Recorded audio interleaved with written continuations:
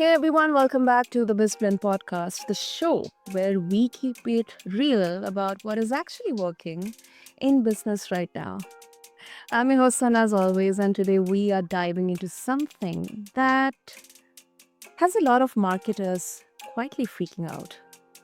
Now, organic search is getting flipped on its head, listeners. My take, Google is basically uprooting what organic search even means, not out of curiosity, but out of pure survival. And AI search. Now, this is exploding.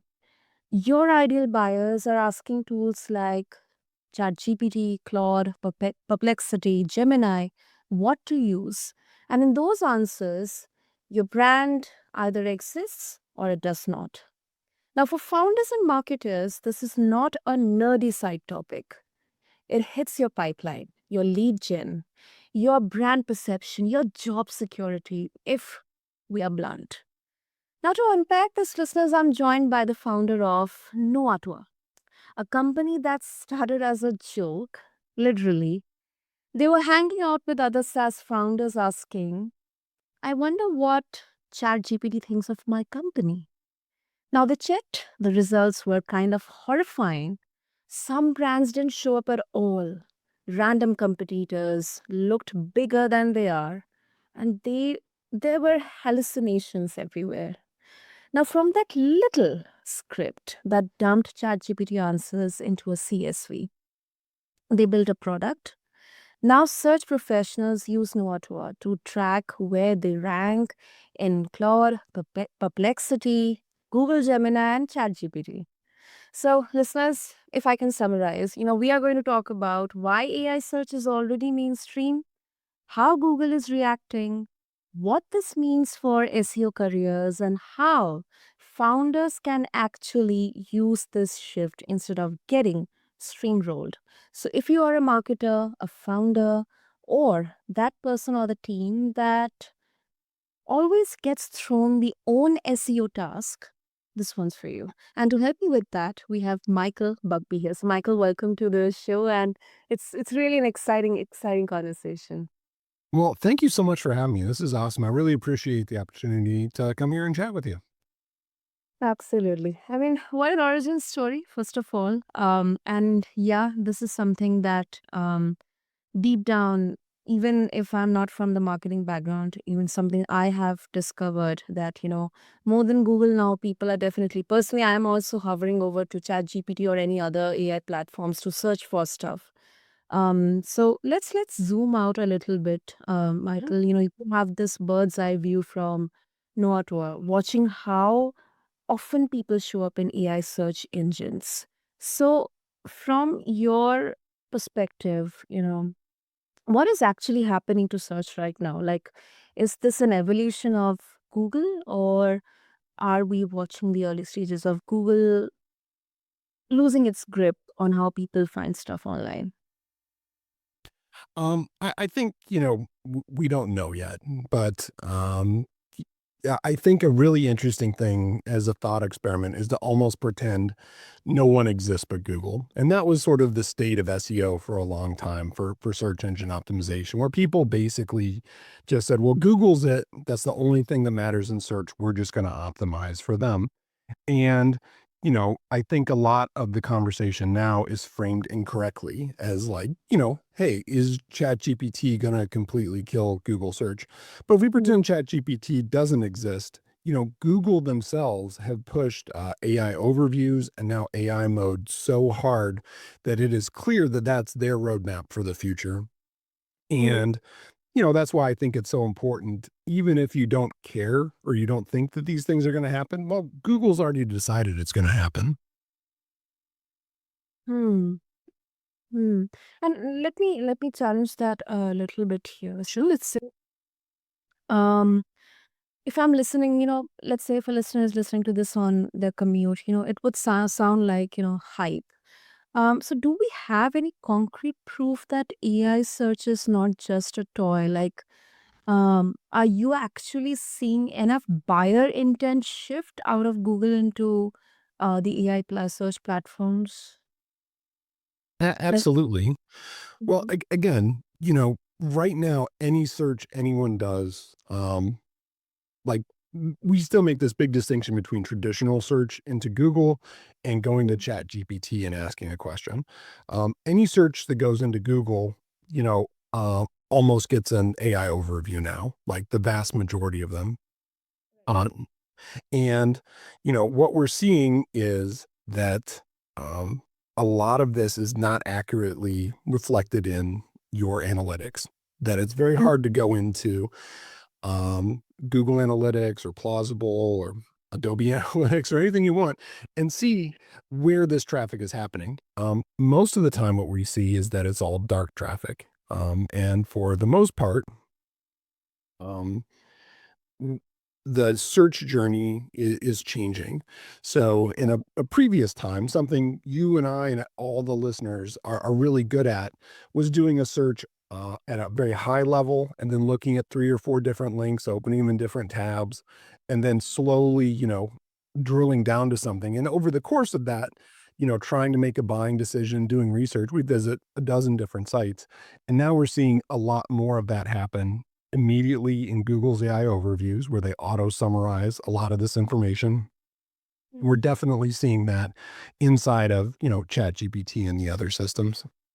Mm-hmm. Mm. And uh, what I understand is, like correct me if I'm wrong, like if it's not that Google dies tomorrow, it is that the funnel kind of is getting sliced, like maybe a chunk of research and shortlist, because that this is something personally I am also able to relate with. Like this behavior is moving into the AI tools, but then at the same time, someone even hits Google or let's say a brand website, the AI has already framed what top brands or reviews are there in their head. Yeah. Mm. One of the really interesting things, and, you talked a little bit about our origin story where, started out, trying to work with a few other SaaS founders and I had a previous SaaS and the And I was making these spreadsheets, just CSV documents for them about like basic questions about what ChatGPT was saying about their company and competitors and how they stacked up. And everyone sort of thought that was a novelty. Like, oh, that's sort of interesting, but not very compelling. And it was only after like a month or so that I started hearing back from people. And the people I heard back from were all the ones that were doing post purchase surveys. So they had in their sign up flow, hey, after a customer signed up, hey, how'd you hear about us? And what they kept saying was, oh, we keep hearing Chat GPT. And they're like, hey, can I get an update on that spreadsheet? So, um, and that's one of those interesting things that's not well reflected in the analytics. Uh, and, a very normal path is that people are doing research in the AI tools. Like I was looking for a 3D printer for my kids for this Christmas. What's the best 3D printer? What's better about this version versus this version of, the Bamboo Labs printer. And all of that has a ton of citations, none of which I clicked inside of ChatGPT.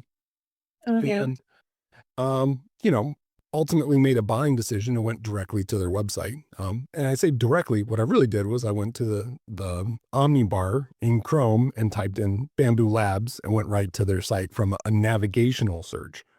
Um, Mhm. And so does that count as a a search? Kind of. We don't have great language for all these things. Um, Yeah. Yeah. And if I can also throw example, I was, searching for a headphones which is, yeah. specifically suited for a podcaster, maybe kind of a within budget headphone.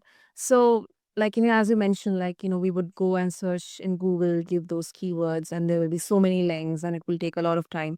But then when I am aware that, okay, instead of wasting not wasting, but putting my time in there on Google and doing the research and everything, tab by tab, link by link, let's just ask ChatGPT the exact thing that I want, and then I got some options from there. Maybe took me to Amazon or some of the websites. I saw the reviews, and then it helped maybe 40 to 50% in kind of refining my buying decision. Yeah. Absolutely. That's very common behavior. And, Mm. you know, an interesting thing in this is that, as marketers, I think it's very easy to think of these things as, a perfect substitute that like what people are putting into Google for search, they're now putting into ChatGPT or Claude or something else. And what the data really shows is that that's not the case, that about, you know, maybe a third of the questions that people put to ChatGPT are like what we just said, which is like, hey, what's the best 3D printer? What's the best headphones for this particular case? But the other third is that's search related is a lot more specific, which is that, hey, I'm going to look for something, but I'm looking for something very specific to me. That I'm not looking for a generic workout plan. I'm looking for a workout plan for me based upon my age and weight and where I'm at and my location, and that it's already a blend of both a search and a recommendation that's built into it. Um, Mhm. so it's it's interesting, and when you think about that and how that is evolving, what I think you get to is something we've been trying to say, which is that part of the responsibilities of marketers is changing, and there's a lot more responsibility to get the correct information into, these different systems about our company so that it can then, show up correctly in lots of different questions and in lots of different customizations. An Mm, interesting thing a customer said to me was ChatGPT is now our most popular and least well-trained representative, mm, where all day, every day, people are asking questions about the company. Can it do this? Does it have features for this? Will it integrate with this other system? And it's not always correct. And, mm, as marketers, it's our responsibility to fix those kind of hallucinations and issues. mm. Makes sense. And with this, I also have a particular question, like, especially when AI gets the brand wrong. Mhm. Uh, so, you know, um, what are some of the most surprising or painful things that you have seen, Michael, like AI tools say about real brands? And what does that do, like, in terms of trust or lead gen, when a buyer's first impression of the brand comes from an AI answer? So, I have a background in enterprise B2B. I used to be in cybersecurity and, I had to get things. And a lot of SaaS buying at the B2B enterprise level is around like, is it qualified? Is it certified in the right way? Europeans have GDPR, American healthcare has HIPAA, um, SOC 2 compliance is really big. And it is not a priority for most marketers that we make sure that it says on our website, yes, we are SOC 2 compliant and yes, we are HIPAA compliant. That's usually like a down the funnel sales thing. Maybe it's mentioned in some other way, but that's one of those top level security things. If you're a hospital looking to make a buying decision, is the software HIPAA compliant? And if ChatGPT says no, and you actually are, you're immediately cut out of the running and you don't even know. Um, That is, oh my goodness, yeah. That is so you know, I think like if AI is pulling from the open web and in say um it is full of outdated, maybe there is no updates done on the website or in the product pages, or maybe no new case studies, no I mean zero PR, kind of an unclear positioning. I think uh, then the model cannot directly like create a story about the brand out of thin air. Obviously it will take from the sources, right? well, I think part of the concern is that it will actually create something out of thin air if you don't give it, the right information. And that's really what there's really two kinds of hallucinations. The first is logic that, like, the LLM and the AI search model, it tries to do Mhm. some sort of logical like A is B is equal to C and then A is equal to C, and it messes that up. And that's not something we as marketers can deal with. But the second category is just there wasn't information there. And so it, fills in the gap between what information it does have. So if we start thinking about this differently as part of our content plans, as part of our website updates, we want to just plainly state a lot more of these things, a lot more FAQs, a lot more information that maybe at the enterprise level was inside like a PowerPoint that you give to, a customer that Right. maybe at least needs to have something on the website. And something else we found is that a lot of sites are accidentally blocking a lot of these AI indexing bots. And Oh. that's a big issue. So Mm. Yeah, it is. Okay, let's talk about game plan. So let's say, you know, if marketers, they feel like, or they're listening, okay, cool, this is terrifying. What do I actually do? What's my game plan? So sure. if you had to give a simple, let's say a three-step playbook for, let's say, a B2B brand that wants to stop bleeding visibility in AI search, what are those steps? I think step one, make Mhm. sure that you can be indexed by bots and not to be too self-promotional, but we do have a tool that at least simulates the requests from all these different systems. It's free and also it doesn't even require registration. It's called the AI Search Console. It's on Okay. our KnowaToa website. Very easy to use and quick, and it will just tell you if like you have a security plugin or Cloudflare, blocking being indexed. That's step one. Step two, I would say, really start to think about your content. With AI search, we're seeing a devaluation of top of funnel content.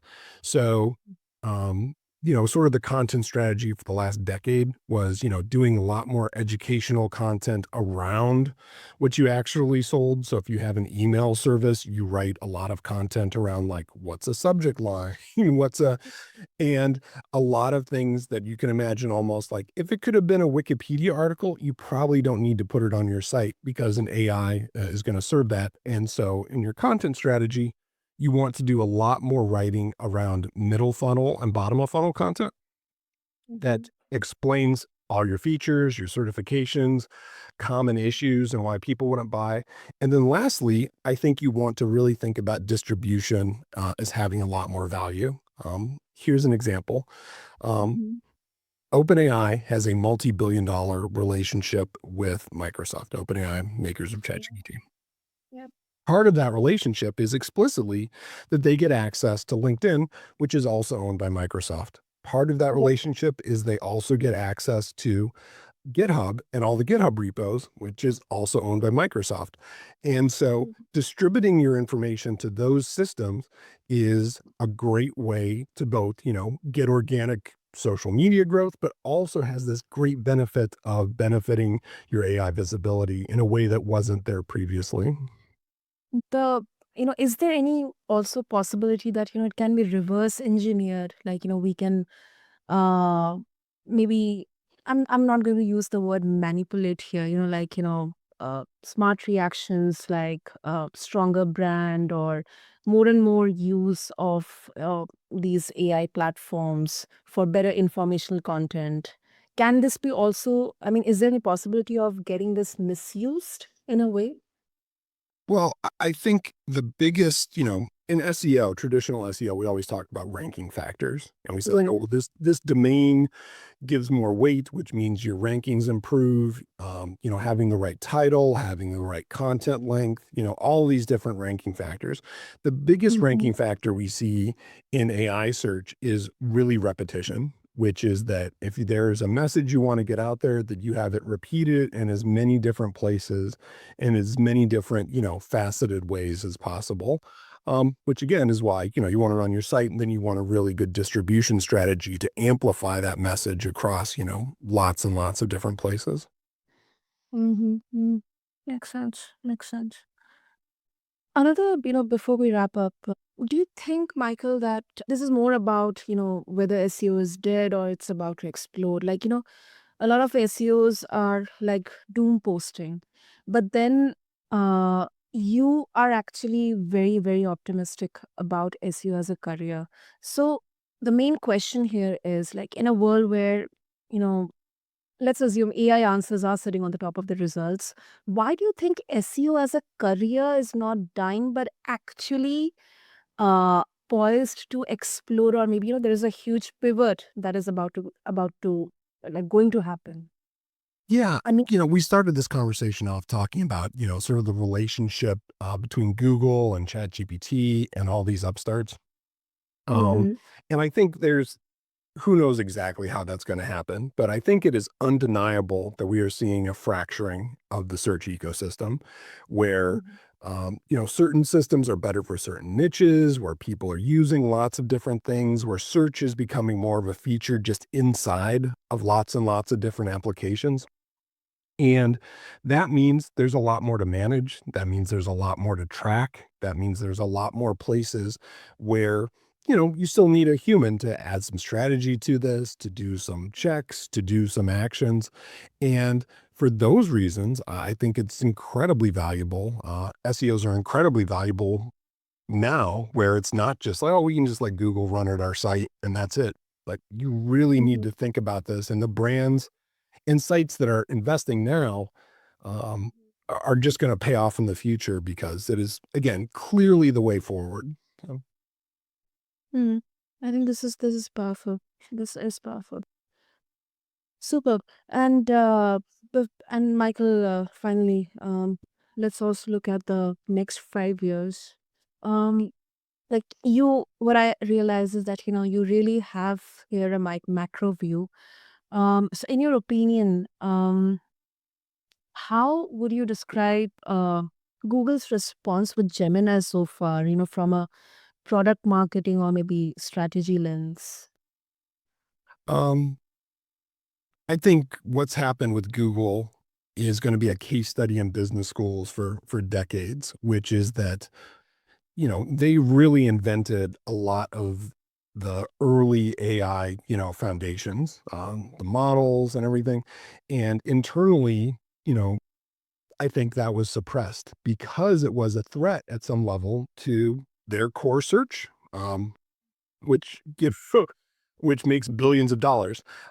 Yeah. And so they were really caught off guard by ChatGPT's launch, where, you know, I think they looked at that, that could have been us.